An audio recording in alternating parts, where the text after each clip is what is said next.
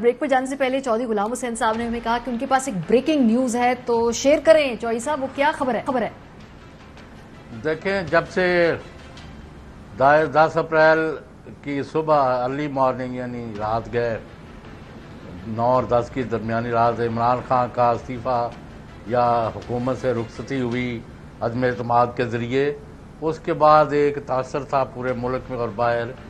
کہ اسٹیبلشمنٹ اور P T I کے چیئرمین عمران خان کے درمیان کسی سطح پر کوئی میننگ فل ڈائیلاگ جو ہے وہ نہیں ہو رہا، اور ان کے درمیان بریک ڈاؤن ہے اور بہت سارا پروپیگنڈا پھیلایا گیا کہ خدا نخواستہ شاید پی ٹی آئی جو کہ ایک بڑی پارٹی اور مقبول پارٹی ہے اور اس میں ملک کے سارے لوگوں کی طرح اسٹیبلشمنٹ بھی اسی طرح ہی حصے دار ہے جیسے دوسرے لوگ ہیں، تو اس کے ساتھ نہ ختم ہونے والی محاذرائی جو ہے اور مخاصمت اور مخالفت جو ہے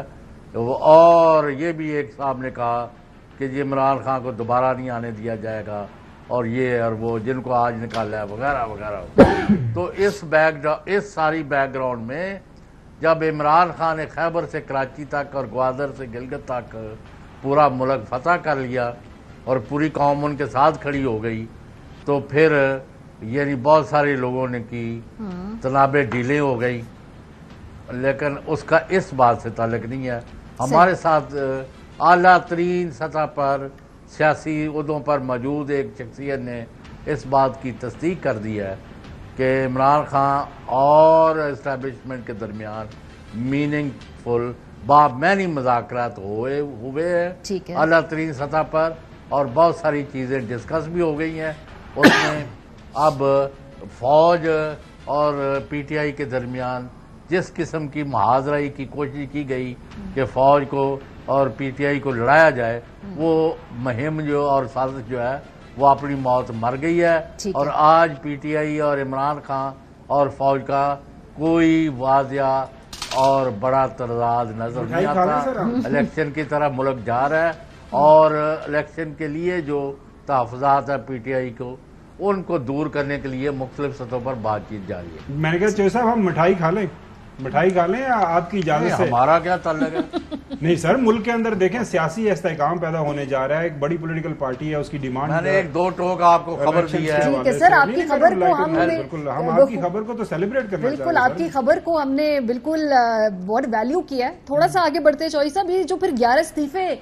پی ٹی آئی کے ایم این ایز کے منظور کیے ہیں، پہلے سوالے سے اسد عمر صاحب کا بیان آپ کو سنوا دیں، وہ کیا کہتے ہیں، پھر یہ 11 جو لوگ ہیں جنہیں چنا گیا ہے، اس کے پیچھے لاجک کیا ہے، سائنس کیا ہے، اس میں بھی بات کریں گے، لیکن اسد عمر صاحب کا موقف ذرا سنیں۔ یہ جو الیکشن کمیشن نے تماشا لگایا ہے کہ 11 بندوں کی ریزگنیشن جو ہے وہ انہوں نے ایکسیپٹ کر لی ہے مینیز کی، اور وہ کہہ رہے ہیں کہ جی اب یہ 11 بندوں میں قسطوں میں ہوگا۔ سارے پاکستان کے کیمراز نے دکھایا کہ 125 ایم این اے تحریک انصاف کے کھڑے ہو کے یہ کہہ رہے ہیں کہ وہ مستعفی ہونا چاہتے ہیں، اس میں کوئی ابہام ہی نہیں رہ گیا۔ ایکٹنگ سپیکر قاسم سوری صاحب نے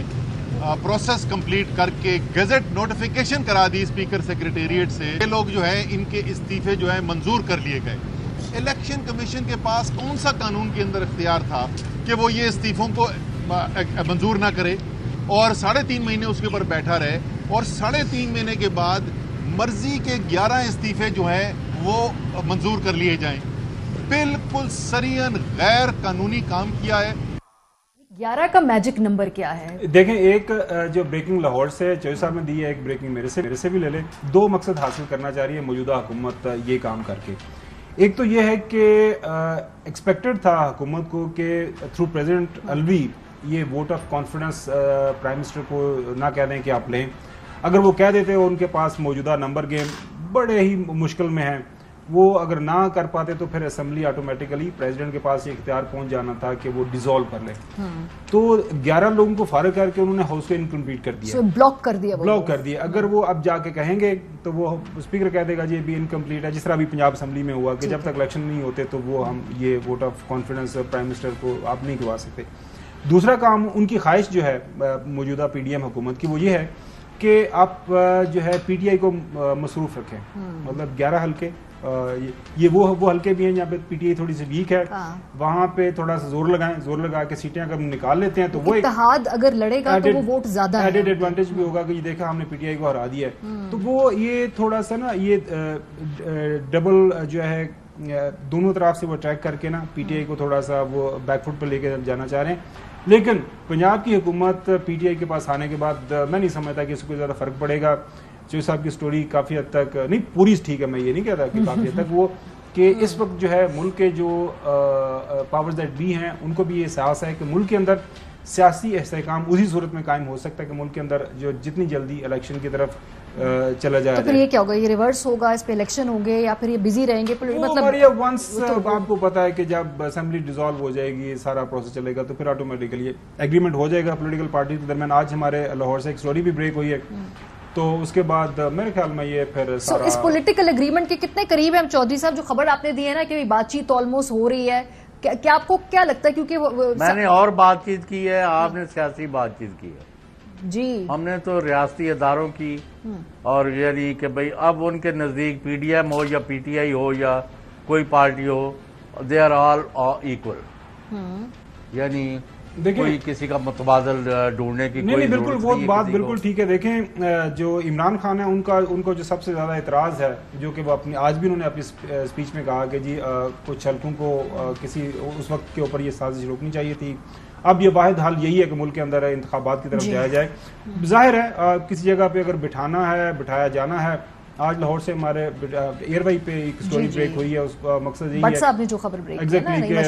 کسی نہ کسی سطح کے اوپر بات ہی چل رہی ہے. وہ چاند ہے کہ اس میں نواز شریف صاحب اپریل میں چاہتے ہیں, خان صاحب اکتوبر میں الیکشن چاہتے ہیں. چیف الیکشن کمیشن کے اوپر بھی ہے, کیونکہ خان صاحب نہیں مان رہے, سکندر سلطان رایا صاحب ہے ہمارے الیکشن کمیشن, کافی کانفیڈنس بلڈنگ میئرز ہونے ہیں اس حوالے سے.